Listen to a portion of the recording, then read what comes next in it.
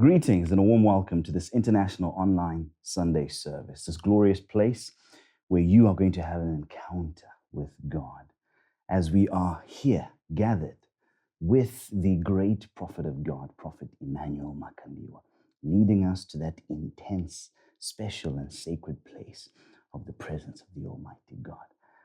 My name is Pastor Gramba, joined by Pastor Chuni. In a few moments, we will have our Father with us, leading us on. Man of God. Always good to be here, Pastor Baramba. We are seeing the noticeable changes from such a powerful ministration that we had this past Sunday, where we were taken into that very secluded, very sacred space, the secret place of our Father.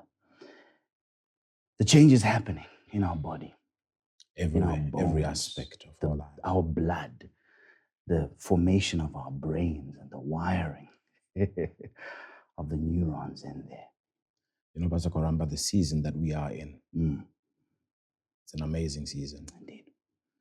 I was just trying to think about what has been going on, and really, it's an amazing season. Yes.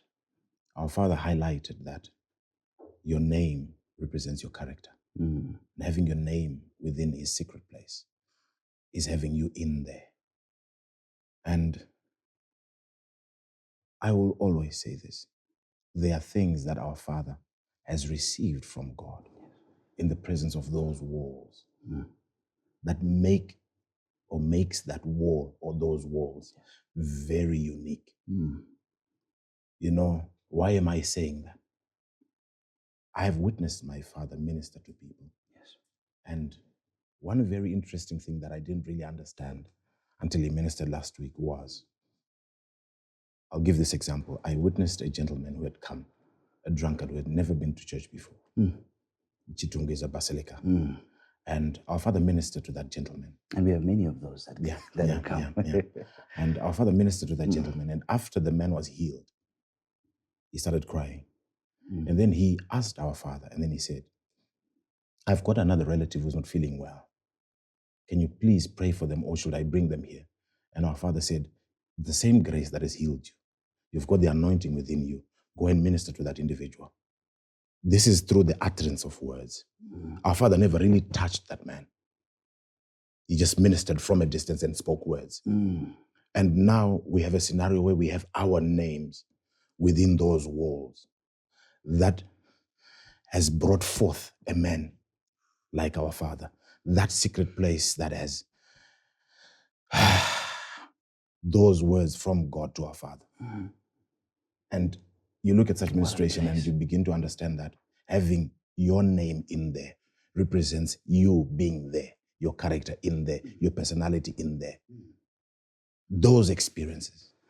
Man of God, you're leading us to further understand and to see the significance of a description that was given to us by our Father of the priest and how he enters a certain place, the holy of holiest places, where people are not able to present themselves physically in that place, but their names are written and they're placed upon the breastplate that is upon the chest of the priest.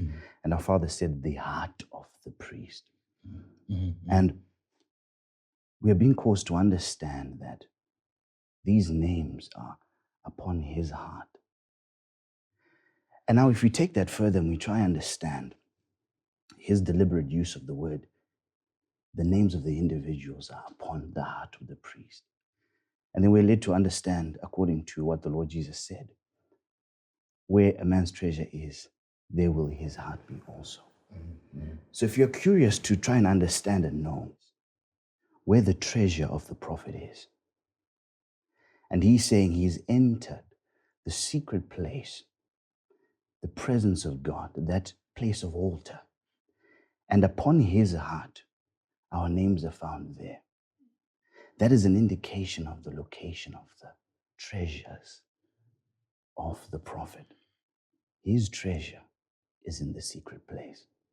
So when we try and analyze his life and we try see his lifestyle, how he is living, how the blessing is being demonstrated in his life, we must never make the mistake of looking at his homes or his cars or the affluence he demonstrates, and think that according to him, that's treasure to him. But he was open enough and so generous with the information and such a deep personal revelation that in actual fact, my treasure is within that secret place because my heart is in that place. So we were shown where the heart of the prophet resides. What a privilege, man of God. What an honor for us to be found in that place because we are we are on his heart. I'll continue to make my references and I'll bring in this one. I've seen my father walk into places and people are sick, people are not feeling well, people have situations. He doesn't minister to them, but them being within his sphere, within his environment. I've seen people that had been told that they have days to live just stand up and start walking for the first time in a long time. Just being in that space. And our Father is giving us an opportunity to have our names within his place, within his secret place. And if you were to compare the two, take your time to really think about this. Yes. If a man walks by and your situation is corrected, if a man walks by and you are healed of your disease, if a man walks by and he doesn't speak a word, just you being in that physical presence, and your situation is transformed, you have more days to live on this planet. What more having your name in that secret place, that place where he communes, he talks to his God. And our Father said this distinct statement at the end. He said that this is not the end. This is now just the beginning. So it has started. It is the beginning. So as you are well aware, it is the beginning. It's up to you. You can elevate your position and find yourself in another bracket. Sow your seeds. Remember, weekly, monthly, quarterly pledge and commitment to be continually pushing yourself to a higher level of elevation within this phenomenal grace. Allow us to take these few minutes to introduce our Father now. Greetings, our Father. Blessings. How is it going? We're all good, Father, as long as we are here with you. After the ministration last week, Father, what can we say? Powers shook and they're still shaking. Father, there was an endowment of terror into us. Wow. When we get to a place, we can feel the change. That you're being felt. That I'm being felt. That Yes. we are being felt. We're being felt. Father, we are so grateful for the opportunities you're creating for us to access exciting parts of God, parts that make us competent ambassadors in this place. Wow. Father, we're excited when we gather here because we are now starting to really understand and get a better understanding of exactly what is happening. The exposure of our flesh to the words emanating from God. It strengthens us. It changes even our DNA. True. It creates us into beings that are terrifying Sure.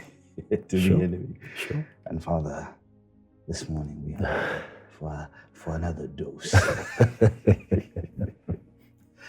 Thank you. Father, we thank you for such a wonderful day. We are here to have an experience and to have an encounter. We are here to interact with your presence. And we would like to benefit and to extract and to receive everything that you have deposited within your word. Thank you. And I pray that even as our viewers are listening to your word on such a very unique Sunday morning, Let miracles occur. Yes, Lord. Yes, Lord. Yes, Lord. Let whatever it is that you have started to do in their lives be accomplished.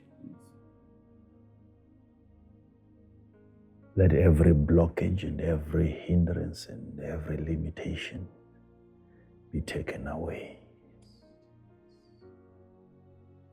We are here to experience the lifting of burdens. Yes, Lord. Yes, Father. Yes. And the breaking of chains. Yes, Lord. Yes, Lord. Elevate and promote your people today. Yes. Thank you, Lord. Thank you, Lord. And bring them into their inheritance and into their promised lands. Yes, Lord. Yes, Lord. We are here for you. Yes, Lord. Thank you, Jesus. We are so delighted that you are also here for us. We love you, Holy Spirit. Thank you. Thank you. Well, you know, I left the sacred place last Sunday, so much elated. I was excited, knowing that I'd done justice to the scripture, Joshua 24. Especially, you know, when a message is successfully delivered and you know it has come out of you and it has reached its intended hearer. There is an excitement that you get as a result of that that is beyond explanation. Which part exactly? Knowing that I've managed to let you know the power that the voice of God has to even be heard by rocks. There's nothing as ignorant as a rock. Nothing is as dead as a rock. But the power that God has invested in His word, the energy, the effectiveness of the voice of God, that even rocks are not careful. They end up hearing God's voice and they are promoted into becoming witnesses. Honestly, that brings us to an interesting subject today of the voice of God. Thank you, Father. Oh, yes. Thank you, Father. The voice of God. Thank you, Father. Wow. There are so many voices out there, but here, briefly, let us touch on the voice of God. Thank you, Father. Thank you. The voice, especially when it is of God. That is where everything starts from, and that is where everything ends. You know, over the years, I've interacted with different materials which are of value.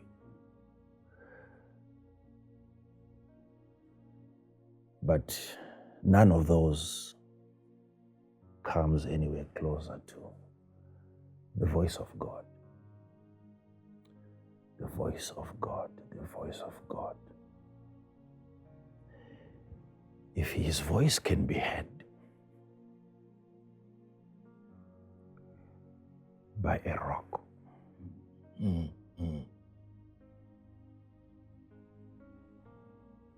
and that which was once a rock becomes a witness. the name of the rock changes.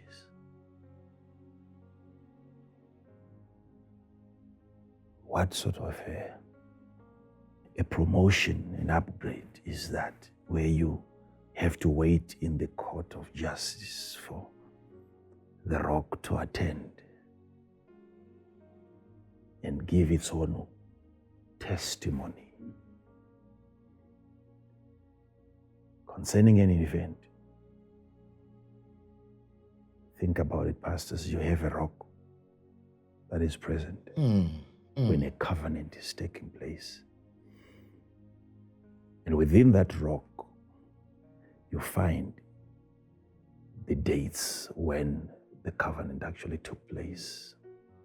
Within the rock, you have the number of the elders of Israel and the officers that were present. Within the rock, you have information stored, words that God has spoken. What is it that you can't? We have never tried to save information. We've used hard drives before and servers. Is it given to the rock to understand God's voice, or it is given to God's voice to be understood by even the rocks? Wow. What is it with God's voice? What is it? Because that is what I spend most of my time doing, hearing what He's saying. Because I believed Him when He said, "Man shall not live by bread alone." I took those words seriously because the man who spoke is a serious man. Yes, Father. You see? Yes, Father. It was him. The manufacturer of us, the products. Yes, Father. He's reading out to us our manual. And he says, "Men," referring to us. Men. With all our desire to live, He gives us the formula. He says, "Man shall not live by bread alone." And by bread, He meant food, not just a loaf of bread, food. He shall not live by food alone. So there is something else that needs to be added to his survival. But by every word that comes out of the mouth of God. So we want to live, we have to hear what He's saying.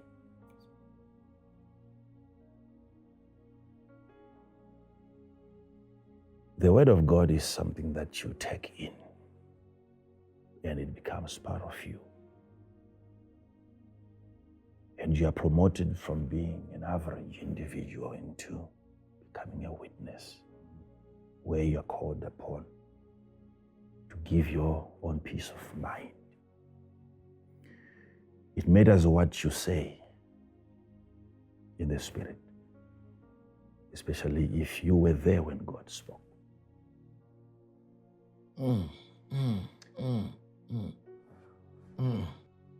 Nothing is as important as the voice of God. I can't think of anything else as important as the voice of God. The voice of God. My brothers and my sisters, when you hear that God is about to speak,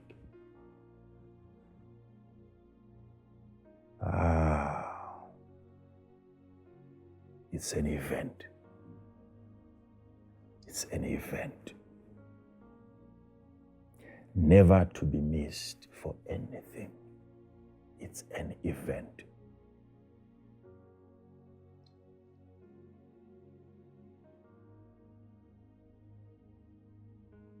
Now he says something, the writer of the book of Hebrews. Hebrews chapter number 1 and verse number 3.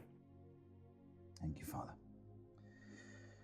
who being the brightness of his glory. And that's Jesus for you. That's Jesus for you. It's amazing if you start looking at the list of names given to him. In this case, they are not referring to him as Jesus. He's called the brightness of God's glory. Wow. Wow. Yes. And the express image He's the image, the express image of his person. of his person. God himself is a person.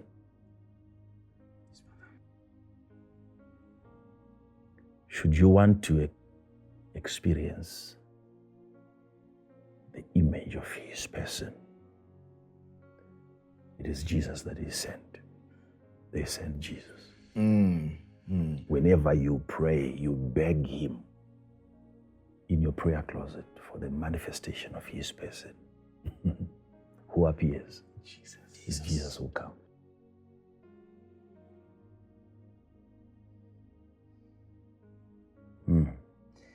And upholding all things by the word of his power. Upholding. How many things? All. How many things? All things. Upholding all things by what? The word. Upholding All things by the word by the word of his power.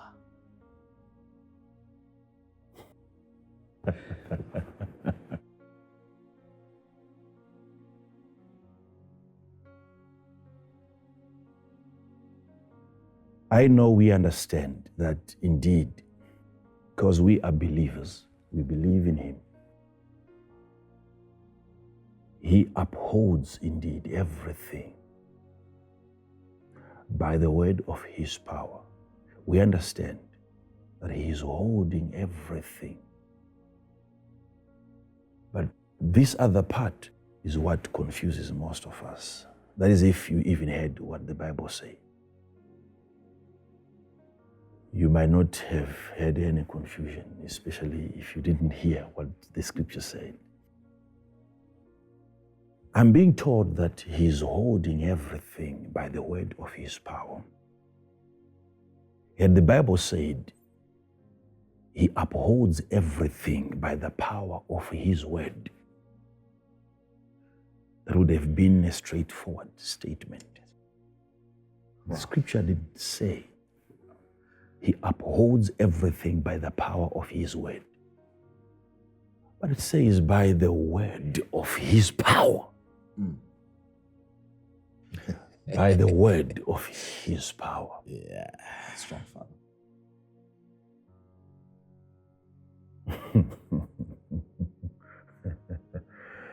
Is there any difference? Yes, there is. Oh, yes, there is. You see, there is the power of his word, and there is the word of his power.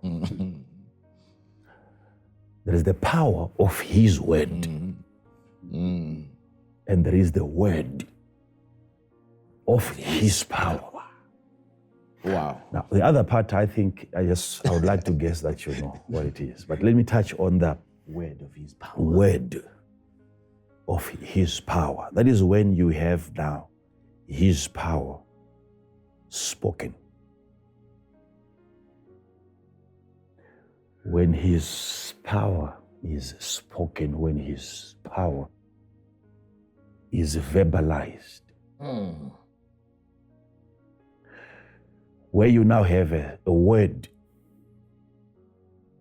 that was once his power, and you no longer see it in power form, you see it in word form. You are now looking at what his power said.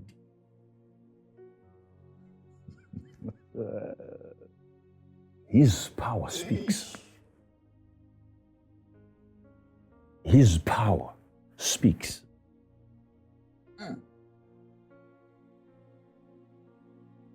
Upholding everything, it means everything is kept in place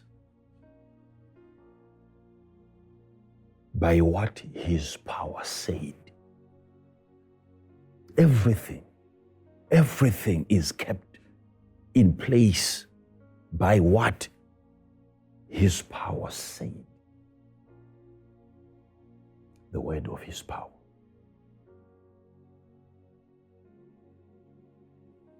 Whatever is suspended in the atmosphere stays there against all the forces trying to pull it down. But a word spoken by the power of God ensures that it stays there against all the odds. He upholds all things by the word of his power. Even this word of his power seems to have some very strange abilities. Mm-hmm. Have you ever wondered, how do you think about this for a moment?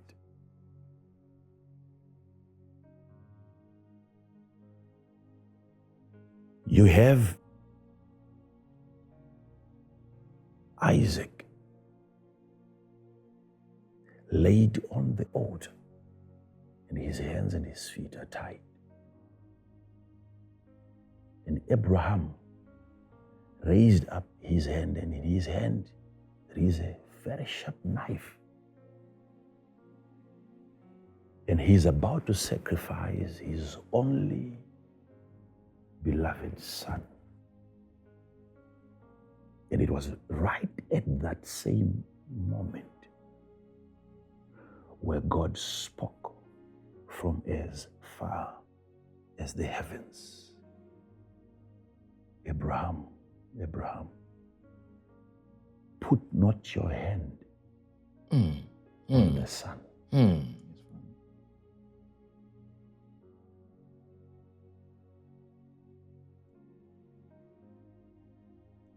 Check for me, pastors, how many minutes does it take for a man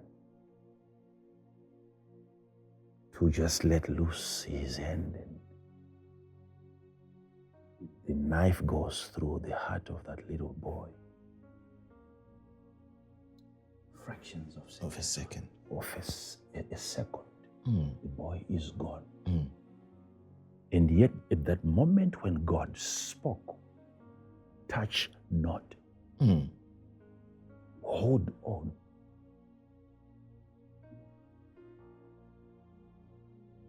He froze.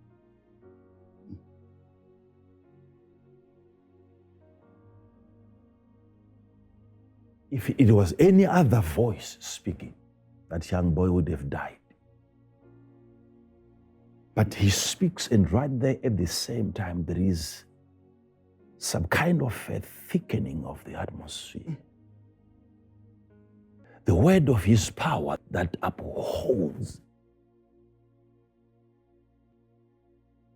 When he tells you to stop,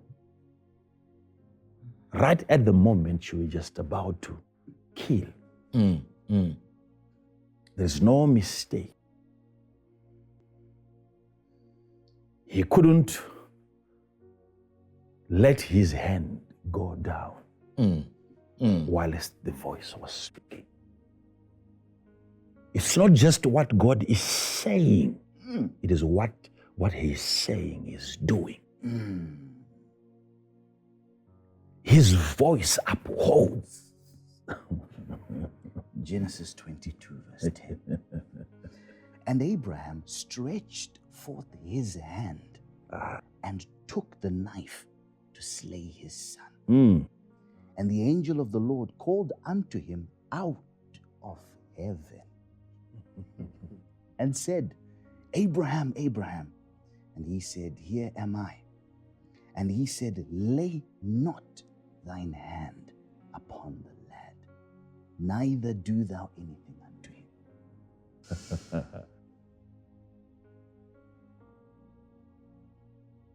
It's happening in a fraction.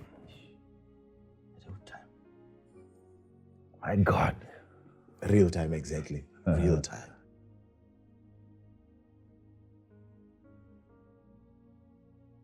You see, when words are being spoken, we have new things that are now coming into existence. This is the reason, if you study your Bible very well,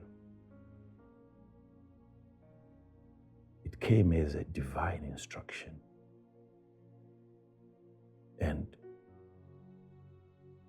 there is a commandment even in the New Testament to partner and to honor and to give to the man of God, the pastor, the bishop, the elder,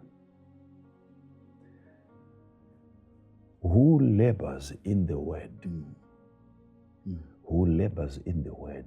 The Bible encourages us to give to the men of God, and it goes on to say, especially those that labor in the word.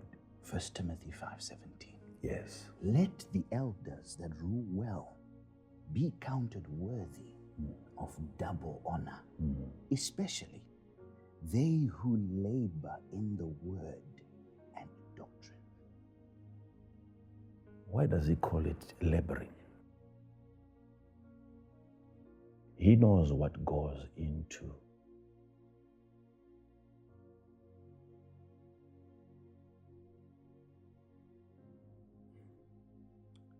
the declaration of words to a degree where that exercise is regarded as labor.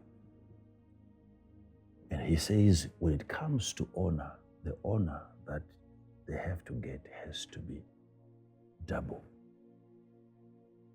given the nature of their job, laboring in the word. This man knows what happens when words are being spoken. I can spend hours from morning till evening ministering to the sick, casting out demons. That might appear to be the greatest labor that one can ever do in the body of Christ. But this one says, if you want to double honor an elder, find out first if he labors in the area of the word. You might not find him laying his hands on people, but if he is good in the distribution of the word and of the doctrine, don't just honor him, double honor him. That goes to show the value, the weight that a man of God carries if he specializes in the distribution of the word. Because you see, what he's saying is, a man who is speaking words, a man who is speaking, you find a man speaking words, it is an act of creation. A man who holds his Bible and he knows what to say, he's a creator. He's a creator. Things are coming into being. Incidences are being formulated by decrees. As the man speaks, especially if what he is saying is what God is saying, then something is coming into existence. It's a labor. The same way God spoke and he rested. The same way God spoke after the creation and he rested because it was a labor. Watch out when a man of God begins to speak. It is an act of creation. It's an act of creation.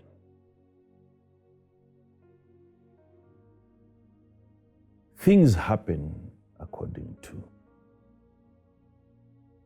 what was spoken. How do you get to convince Jesus to only speak a word, knowing that if he speaks, this is not an invitation for him to come. You don't need all of him to find his way to your house. Only speak a word, and my servant who is at home, not here, at home, shall be healed. Yes, yes. How? What sort of... Luke 7:7. What sort of a subject is that? Getting God to speak. Getting God to speak. If I can only have him speak. Where have you ever seen that happen? This has never been tried before. What kind of faith is this? Jesus himself marveled at that measure of faith. Yes. He liked the man. Speak a word, and my servant. Speak a word, and my servant. Speak a word, and my servant. He wanted ranks to be observed. You can't, as a master, visit a servant. You can't, as a master, visit a servant. He's a servant that is sick. And what makes you a master is that you have mastery over words if you can speak. Wow. I have people under me that if I say go, he goes. If I say come, he comes. These are people. Yes, Father. But you have words which are like people. Your word is like a servant. You send forth your word. If you speak a word, it comes out rushing through your mouth. It goes wherever you send it. And it accomplishes whatever it is that you want it to accomplish. If you speak a word right now, I'm aware that something right now will leave this place and it goes to my house. And that something is intelligent enough to identify and to locate my servant. And whatever you say is going to touch the body physically. My servant is going to be touched by whatever you are going to say. No physician there, no medication there, but the presence of your voice that upholds everything. Only get him to speak. Get him to speak over your situation. Get him to speak. Get him to speak. You know, trying to understand his voice was learning his voice. And I used to think that when God is speaking, he only uses the language that you know. That's what I used to think. Because unless he does that, then I'm not expected to understand what he's saying. He has to use the language that I understand. Now, before I touch on that, you reminded me of when you were talking about miracles that happen and people are recovering from diseases. Some of those diseases are very, very unusual. Yes, Father. Yes, Father. Most of them are incurable. Yes, Father. That's why you end up having people coming to the house of God. They've tried everything else. Yes, Father. Yes, Father.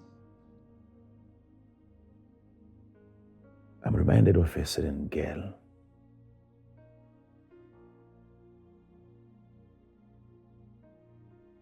She fell from, like it was a double story, but it was in a shopping mall. She leaned against the balustrade, a glass. Maybe it was broken before, I don't know. Then she fell from there, straight, and she hit against the concrete, and she collapsed like she was dead. And she was in a coma for more than 2 months.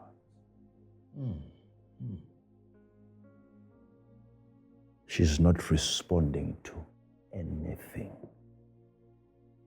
And these are Zimbabweans living in the United States of America.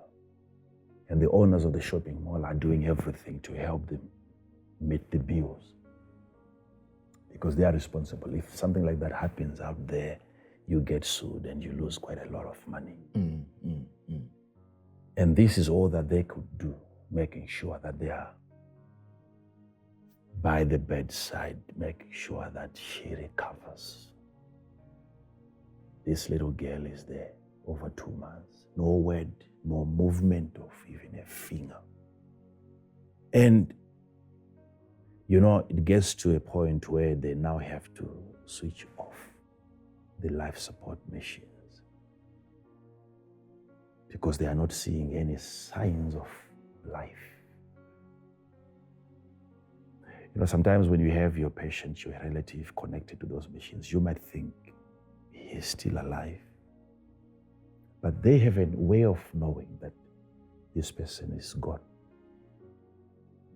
And most people have left hospitals devastated because they thought, we saw him breathing. But they, you see, they know if you are going to make it. They know. And these machines are in short supply. Somebody else who has more chances of recovering wants to use the same machine. We can't keep you there forever. Yes. So you now have to sign. We are about to switch her off from the machines. And all they could ask for is just 1 week. Can we have just 1 week? Please allow our daughter to stay there just for 1 week. 2 days after that request was made and was granted, that the mother of the daughter in a dream,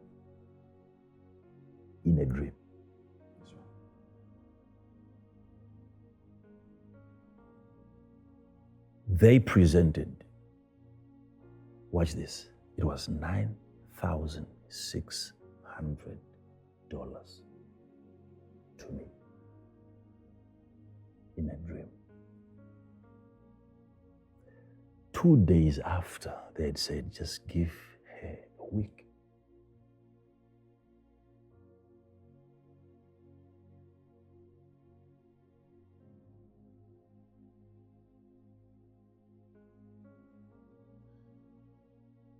Now, the father of the daughter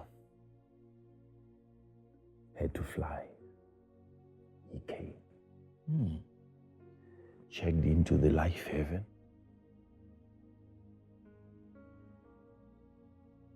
and then he presented that amount of money. He gave me $9,600. And he told me this was what his wife had seen in a dream. She saw both of us presenting this seed before you, but unfortunately we couldn't come, all of us. But my daughter is dying.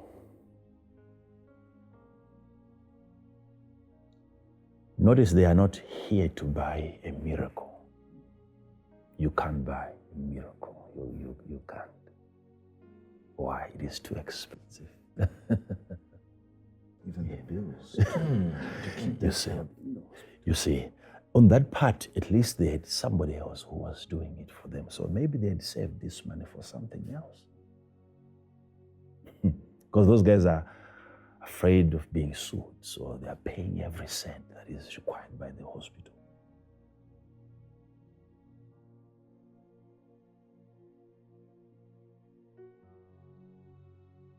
I'm right there. It is on camera, because cameras are running. Cameras are running. So he came in, and then after like 5 minutes or so, he went out. And when I was done talking to every other person, I heard that man wanted to come back again and see me.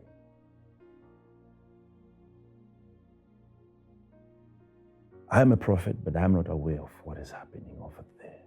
He came back and he was putting his wife on hold. She's on the phone.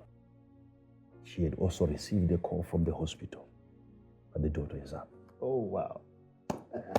But now the daughter is asking a question. Where is mom? Call mom. Call my mom. But she's telling the doctors, I know you can't call my dad because he must be in Zimbabwe. She's from a coma. He must be in Zimbabwe. Wow. And now the wife is telling the husband, I've just received a call. It's unusual. Nurses are telling me very strange things that this daughter is saying. She's saying that you're in Zimbabwe. Wow. So he wants to know because we never discuss that in the hospital. Right. They never discussed that part in the hospital. Now he's asking the wife, rush to the hospital. Whilst I'm still with the prophet here, I want to know what is happening. Unfortunately, I couldn't wait for them to finish whatever it is that they were doing over there. But the following day, I got to know that when she arrived at the hospital now, this little girl began to explain. She said, I was in a very, very far country. And I knew if something was done, I was going to be restored back into my body. But I had no way of telling you what to do. And she mentioned the exact figure. She said, I saw that in the house, there was $9,600. And if only you could sow that into the kingdom of God, I was going to be restored back into my body. But I didn't know how to communicate that with you. Wow. Notice the mother had a dream.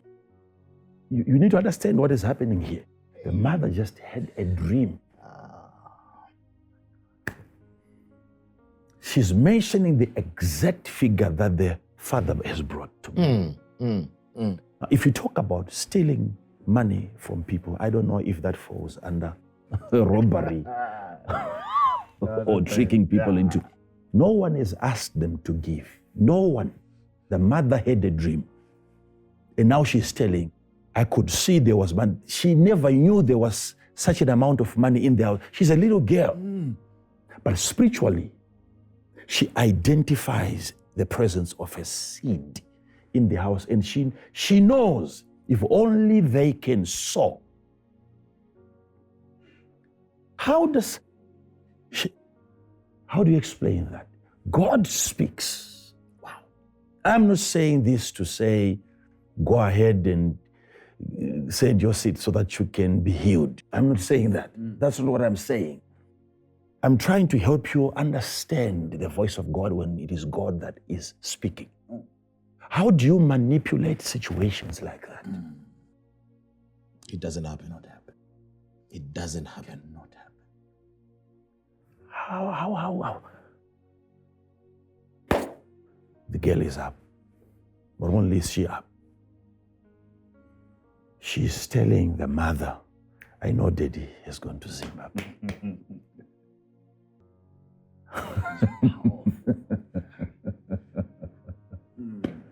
And she says, indeed, your daddy is in Zimbabwe. And the figure that you've just mentioned, that's the exact amount that he carried. Did I pray for them? Now, notice something. You, as a man of God, you don't always have to do in trying to help people. Okay. It's not always what you do. Get them to do. If you can get them to do, you have just helped them. It is in the obedience. It's never in the amount. It's never in the money. It is in the obedience to the voice of God. When somebody hears God's voice. What if they had given that amount of money and still the daughter was going to die? Still they have obeyed. Yes. There's a price attached to that obedience. When you lose everything as a result of obeying his voice, you haven't lost anything. When God speaks, notice, I used to think that he only has to use the language that you understand. Because he wants to be heard. He wants to be understood. You see, if you try to investigate the confidence that God has,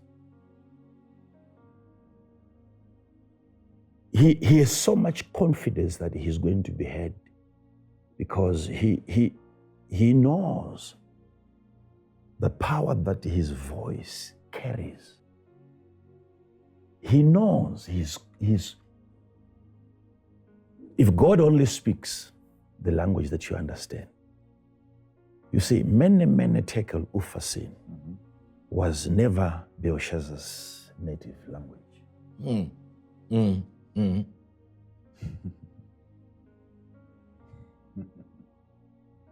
Why would God's finger, the finger of the most intelligent being, write a message in an unknown language? He knew the owner of the letter cannot read this particular language. And he went on to write that knowingly. So who said whenever God is speaking, he uses the language that you understand?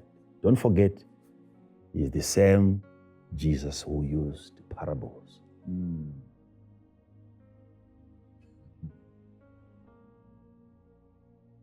I want you to learn something today. He doesn't only speak the language that you know. He sometimes speaks the language that you will know.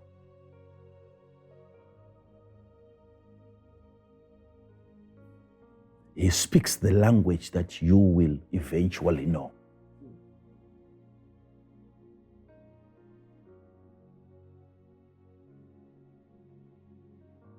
In that case, you then have problems because you now have an 80-year-old man getting to understand what God told him when he was 12. It's unfortunate that sometimes you can't then do what God has instructed you to do when you were 12. But you now begin to understand what God was saying when you were 12, at 80. Because he spoke to you in a language that you were eventually going to understand. You don't blame him for that, because he doesn't determine when you're supposed to know. You decide. You have to decide. Thank you. So he can communicate with you. You see, the language that you don't know is known by somebody else. You might not know what God is saying, but you must know someone that knows what God is saying. Yeah, powerful. So Daniel had to be invited Yes, Father. to give an interpretation to the mystery that God had written on the wall. So God is using a language that you don't know, but someone else that you need to know. Someone else that you know knows the language. Okay. Okay. Okay. So when he's speaking, when God is speaking, you must be trained. Sit under the leadership, the teachings of the Holy Spirit. Let him teach you, understand the voice of God, because that is all that matters to you now. What is God saying now? What is God saying now?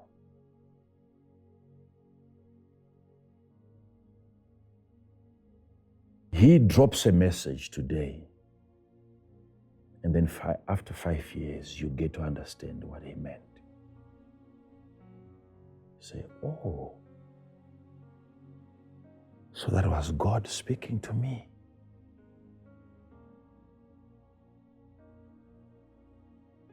But the problem is now your ignorance of his language will convert his language into the language that you understand.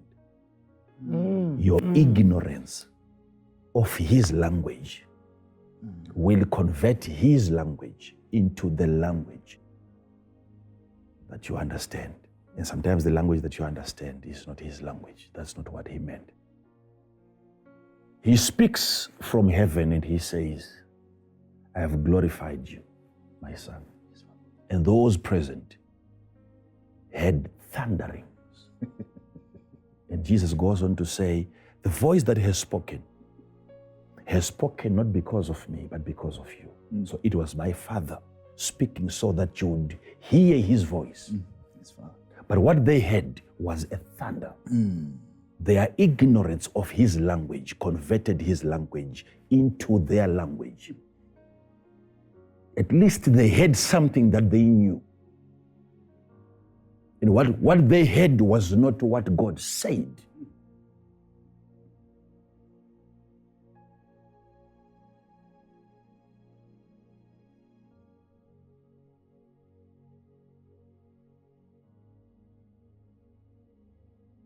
Master his language and master your language.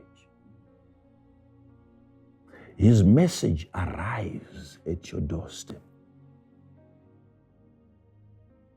differently. What is it that you know? When God is speaking, he is so intentional. He knows I'm being heard, either today or tomorrow. He knows I'm being heard. His intelligence allows him to go on talking because he knows I'm being heard. There is the presence of the hearer whenever God is speaking. He's convinced someone or something, whether it's a rock, is hearing me. That's the motivation that he has. That's why he keeps on talking. And he knows that when he's talking, he knows that he's either being heard or he's going to be heard. You will still come across what he told you. Look at how we have lined up prophecies concerning the coronavirus. Everything that you see happening on a daily basis is according to what was spoken. Before I said, I'm now closing my mouth. I said, I'll keep quiet. I hope you remember everything that I've said. Because he's a speaking God. Yes. He's a speaking God. We are quiet right now, but watching as the word of God unfolds. Why? Because when it is God speaking, his voice is well calculated. He's a mathematician, very calculative. He doesn't speak at random. He knows what he's going to say before he even says it. And God's language is very strange. Imagine she wants them to take the seed in the exact amount. But she can't find ways of communicating. And then it so happened that the mother had a dream. It's a communication. She found a way of letting her know. Wow. That's God speaking. Yes, Father. That's God speaking. When God is speaking, because He is the Word, you have the Word speaking a word. When God is speaking, He knows how to speak because He is the Word. He knows how to speak. He's giving out pieces of Himself. He is the Word. When He gives you His Word, He is giving you Himself. It's a part of God. His voice is a part of God. When we are telling you what God is saying, we are telling you pieces of God that we have received. We have parts of God to ourselves that we have received from Him. He is the Word, and when He speaks His Word, we have received Him. Yes. We have received Him. We have received Him. Yes. So when God is speaking, He opens His eyes because He knows something is going to appear.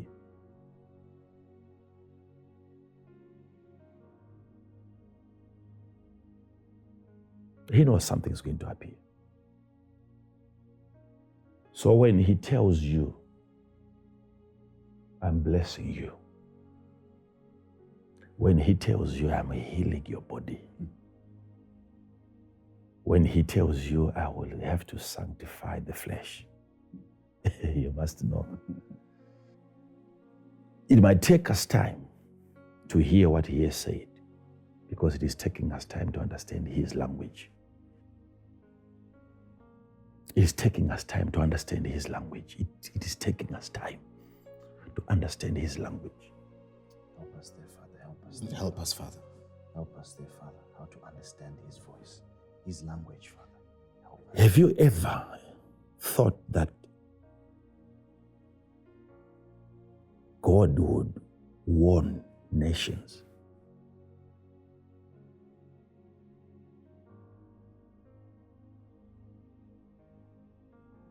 He would warn nations, people that you think are the most intelligent.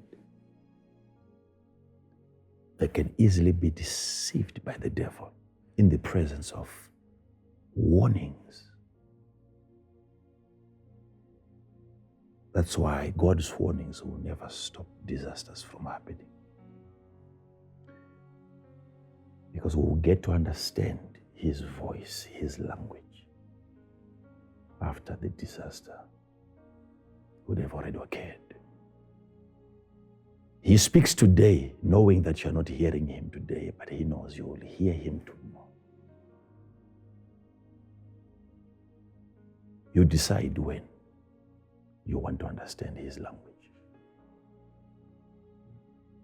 I want to understand it today, Father. When God speaks, the construction of His sentences, the formulation, the build-up, the morphology of His vocabulary. When He is speaking, He knows what He is saying. This is not going to do Him any good. It's for your own good. He knows where you are going. He knows where you are. When He's talking to you, He's talking to you from two different places. He is where He is and He is where you are. Wow. He is aware of your background. He is aware of what you are not aware of. He knows what you know and he knows what you don't know. He knows both.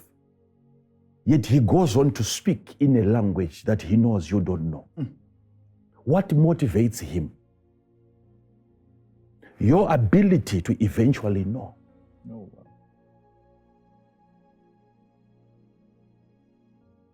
My ability to eventually know his language.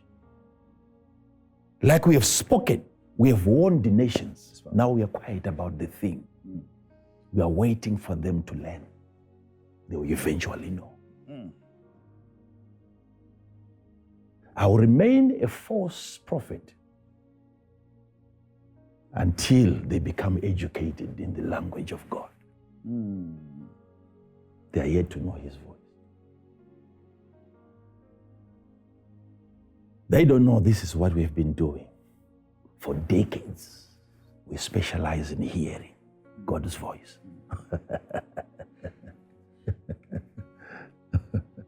Imagine just a year ago, I had a certain individual say, when did Makandiwa start prophesying? He never used to prophesy. He never used to be a prophet. Last year.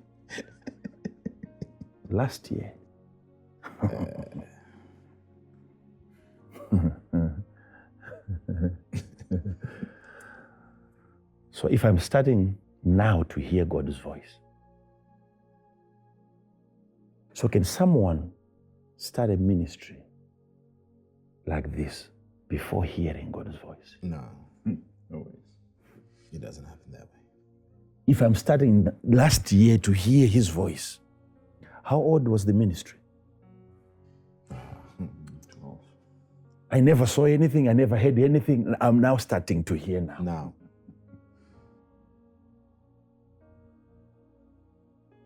Wow. Deficiency at high levels. I've heard even some of the Christians saying, you see what we are now in a crisis, and yet prophets never saw this. Where are you? Where are you? Sad.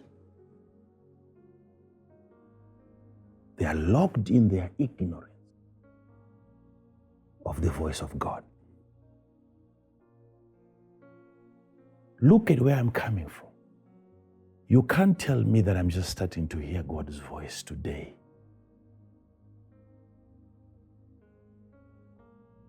From as young as, I don't know, I'm escaping traps of the enemy. I'm avoiding sinning against my God. Who is telling me not to commit sin? I'm hearing God's voice. How do you know a man has always been hearing from God? Look at what he has been avoiding.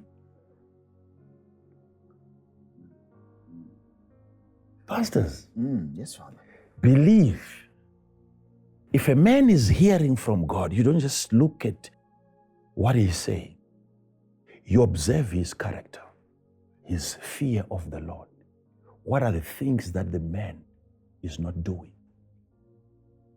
What are the things? You see, the voice of God births fear. You fear God's. You can't come out of the presence of God's voice and you go on to sin and you are womanizing.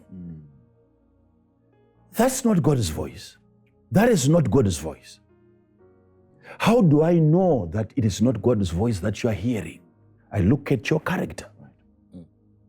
When a man is walking with God and there's the fear of God that has enveloped him, and you can see it in the character, then you know it is the authentic voice of God that he is hearing. We have been hearing God ever since, and every child of God, you have access to God's voice.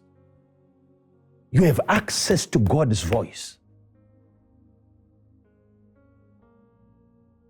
You don't hear God's voice after you are born again. There is the voice of God that comes to you right where you are. The Bible says in the book of Peter, he called us out of darkness. He called us out of darkness. Yes. We were in darkness, and what he did was to call us. Before we came into his light, he spoke, he called us, and we heard him. Yes. If we could hear God before we were born again, what more now? We are in a dark place, and yet there we heard his voice calling us. So what qualifies us for the voice of God is not even new birth. Otherwise, you have to hear his voice for you to be born again. Yes, Father. Unless you hear his voice, you can't be born again. Yes, Father. So every creature is entitled to God's voice, because it is his voice that sustains and upholds everything in place. You have access. Even non-believers are supposed to hear God's voice. Where have we lost it? If even in darkness we can hear his voice, how come people can no longer hear his voice? How thick has become this darkness? I wonder. I wonder. I wonder. I wonder. It is the love of money. It is thicker than any darkness that you can think of. The love of money. The love of money. The love of money. The love of money. The love of money.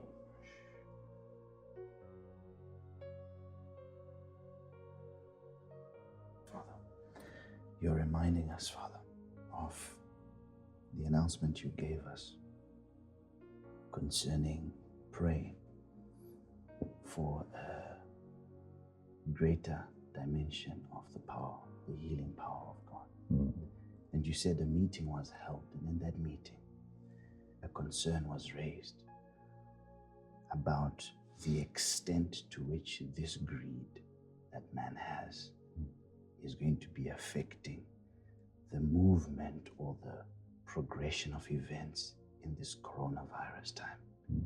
And you said because of the greed, the Lord has now said we need to pray for an increased measure of the divine healing power because of greed. Greed. This was May 2020. The Lord spoke. So powerful, Father. They will never back off. But we have to call for reinforcement. The anointing we carry has to be quickly developed, quicker than they developed their vaccine. We have to become more powerful.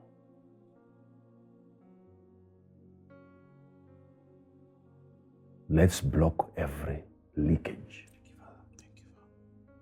Let's develop the seed of power that God has already given. And we pray for nations.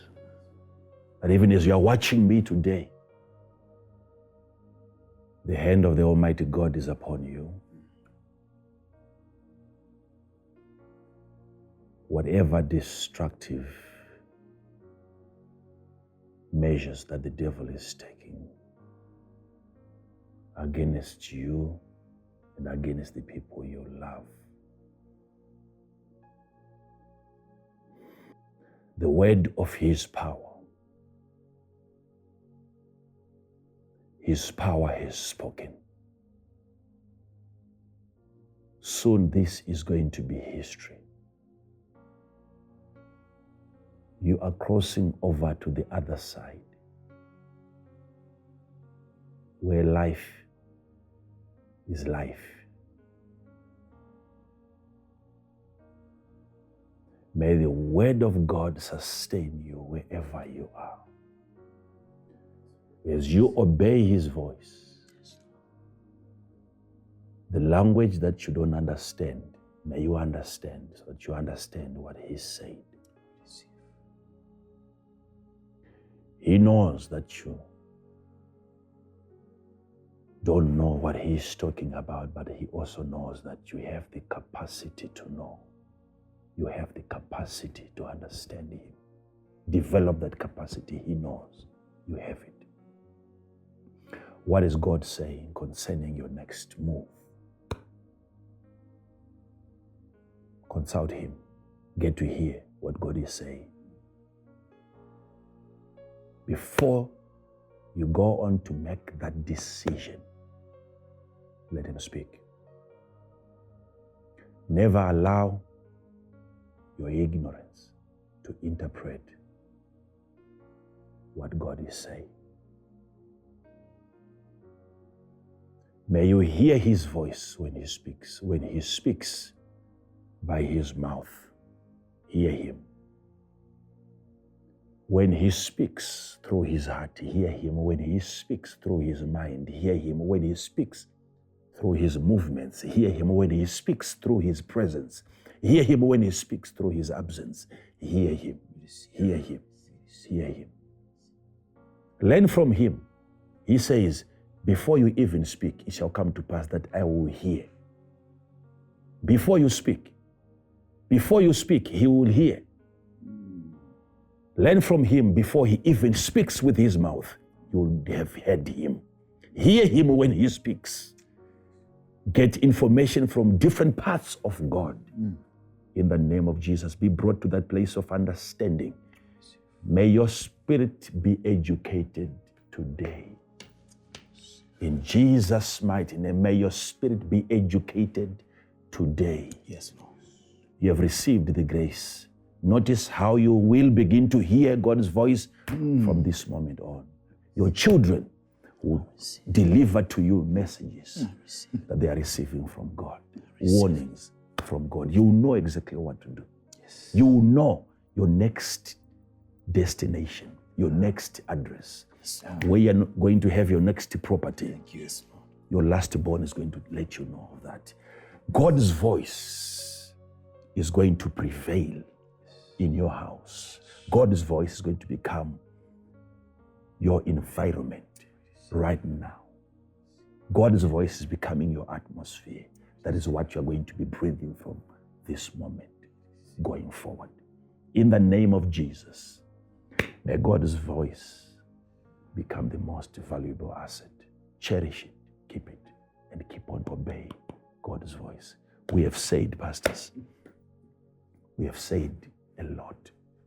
Yes, Father, so much. And we are waiting for nations to learn. They will come to an understanding.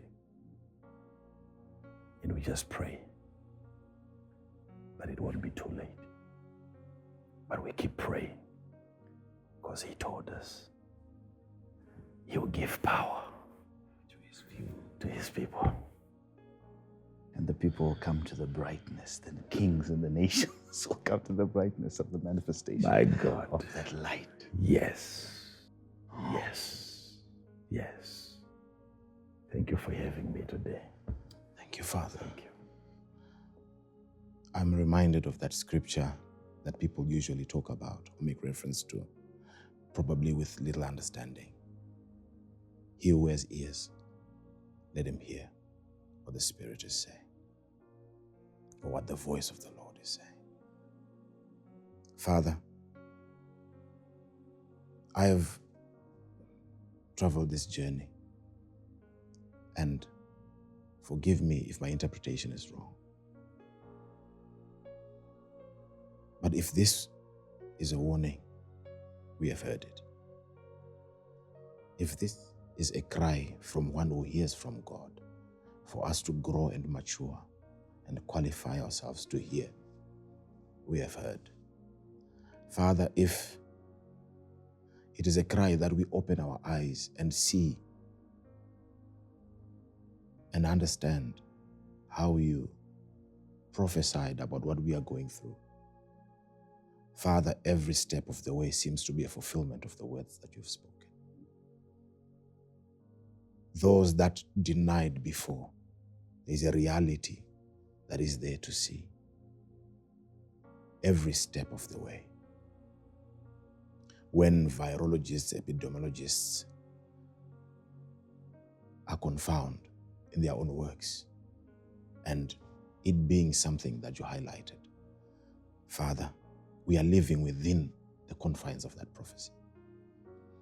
And this, for me, is probably what I can call the apex of the message.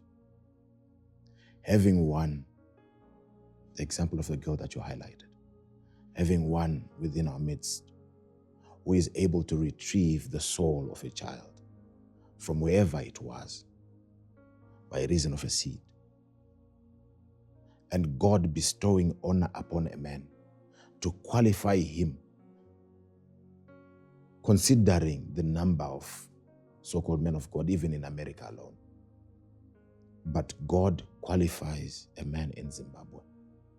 And we are blessed, we are fortunate to have you within our lives, speaking a word like you've just done, living in our midst, living in our generation.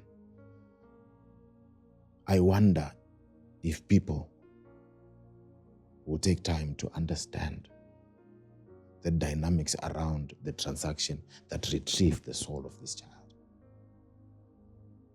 There are too many things in there, too many things, because it is an honorable man that can only give honor,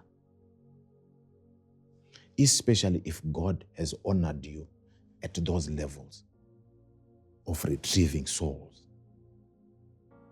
Father, thank you. Thank God. We thank God. Thank you, Father, for the way that you teach us. It's a heuristic approach, a participatory approach, where you lead us to learn, Lord. And you allow us to participate, interacting in a way that strengthens us.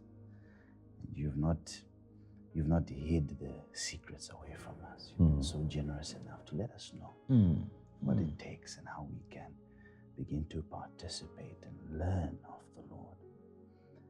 Father, the timing of this message is impeccable, and we thank you for that. Yes.